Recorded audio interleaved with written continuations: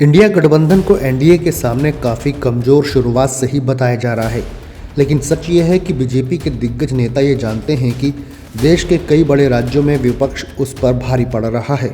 यही वजह है कि बीजेपी लगातार अपना कुनबा बढ़ा रही है। पिछले दिनों उत्तर प्रदेश में जब जेएन चौधरी अखिलेश यादव से अलग हुए थे तो बीजेपी का खेमा पहले से भी ज़्यादा प्रदेश में खुद को मजबूत मान रहा था, लेकिन कांग्रेस और समाजवादी पार्टी के एक साथ आते ही यूपी में चुनावी समीकरण बदलने लगे हैं। टाइम्स नाउ नव भारत ने पिछले दिनों किए सर्वे में बीजेपी गठबंधन को उत्तर प्रदेश में 80 में से 78 सीटें दी थीं, लेकिन इस आंकड़े में बड़ा बदलाव अब देखने को मिल रहा है।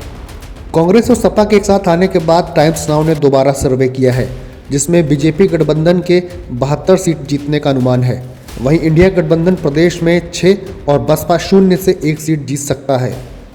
इस नए सर्वे ने निश्चित तौर पर विपक्ष को एक बड़ी राहत दी है और कहा जा रहा है कि अगर विपक्ष एकजुट होकर बीजेपी गठबंधन के सामने चुनौती पेश करता है तो रिजल्ट इंडिया गठबंधन के लिए काफ़ी बेहतर हो सकता है।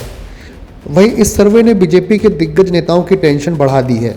अभी चुनाव में लंबा वक्त बाकी है और ऐसे में अगर विपक्ष जमीनी मुद्दों को आगे रखकर सरकार पर निशाना साधने में कामयाब होता है तो रिजल्ट आगामी चुनाव का कुछ भी हो सकता है। उधर कांग्रेस की पूरी कोशिश है कि मायावती को किसी भी कीमत पर इंडिया गठबंधन में शामिल कराया जाए। वहीं मायावती कई बार आगामी लोकसभा चुनाव अकेले लड़ने का ऐलान कर चुकी हैं।